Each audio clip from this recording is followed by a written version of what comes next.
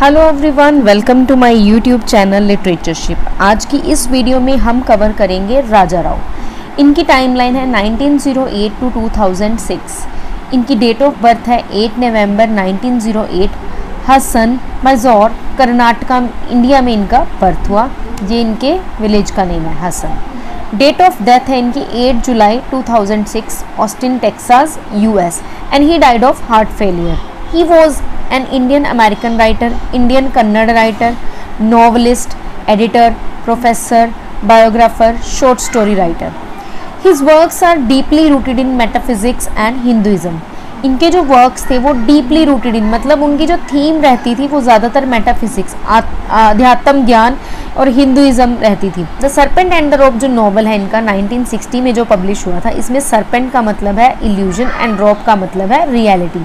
ये एक semi autobiographical novel है जिसमें बेसिकली इंडियन और वेस्टर्न कल्चर के बारे में बात की गई है, और इसी नॉवल के लिए इनको साहित्य अकादमी अवार्ड जो है वो मिला था 1964 में। Rao was awarded the new starlet international prize for literature in 1988 for his entire body of work. इनकी स्पाउस, इनकी 3 पत्नियां थी, Camille Mouly, Catherine Jones, Susan Watt. Languages he known were Kannada, French and English. Notable works, इनके जो main जो famous work थे वो थे Kanthapura 1938, serpent and the rope 1960। इनको जो मेनली अवार्ड्स मिले हैं वो है साहित्य अकादमी अवार्ड 1964, जो हमने अभी पढ़ा कि इनको किस वर्क के लिए मिला था, the serpent and the rope 1960 में जो इनका वर्क पब्लिश हुआ उसके लिए। पद्म भूषण इनको मिला 1969 में।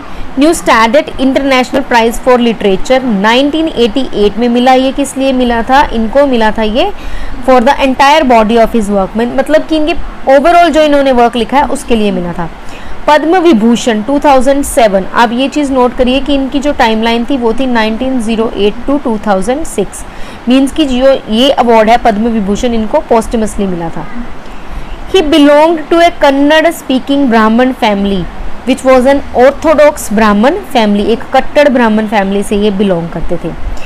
The absence of a mother and orphanhood are recurring themes in his work. इनके वर्क जो थे उनमें जो रिपीटेडली जो थीम्स आती थी वो मेनली थी कि एब्सेंस ऑफ मदर और ऑर्फनहुड। ऑर्फनहुड मीन्स कि नाथ। He participated in the Quit India movement of 1942. The novel Kanthapura 1938 was an account of the impact of Gandhi's teachings on non-violent resistance against the Britishers.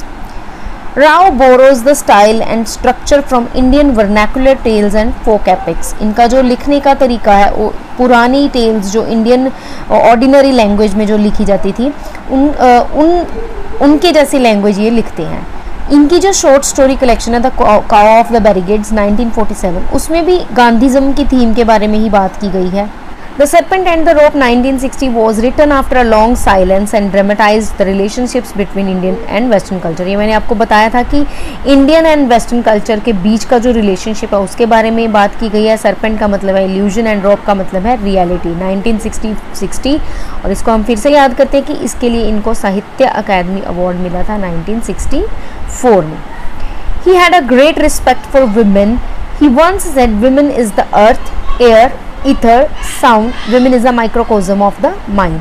कई बार ऐसे questions भी पूछे जाते हैं who said this word करके और नीचे ये लाइन लिखी हो, तो उसके लिए आपको ये जो क्वेश्चन है लर्न करना पड़ेगा कि ये वुमेन की जो है काफ़ी रिस्पेक्ट करते थे। वुमेन को इन्होंने अर्थ कहा, एयर कहा, ईथर कहा, साउंड कहा, कि वुमेन जो है microcosm of the mind.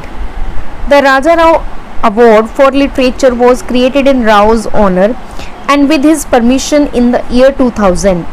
It was established to recognize writers and scholars who have made an outstanding contribution to the literature and culture of the South Asian diaspora. राजा राव के नाम पर एक award भी दिया जाता था जिसका नाम है Raja Rao award for literature.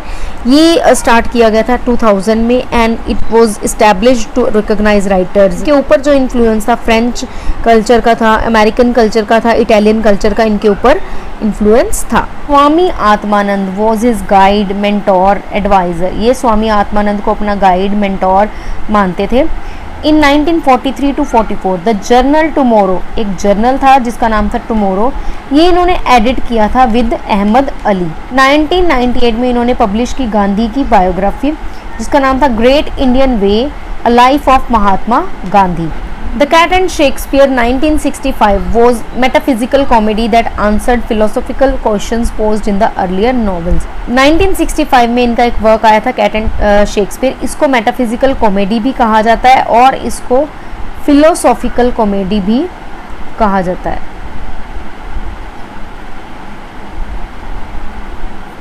ठीक है, कोई क्वेश्चन अगर आए तो which work of Raja Rao is known as philosophical comedy या फिर मेटाफिजिकल कॉमेडी, तो उसका आंसर होगा cat and Shakespeare.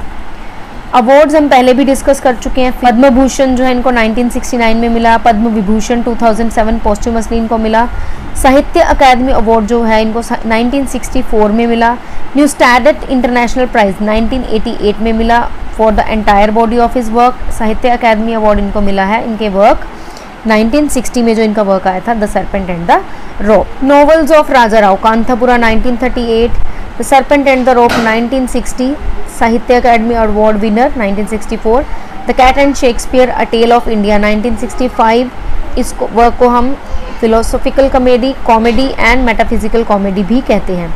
The chess master and his moves, sorry यहाँ पे आएगा moves not novels, 1988।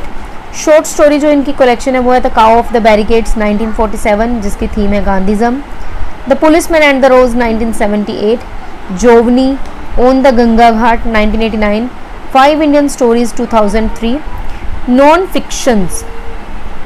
Fictions changing India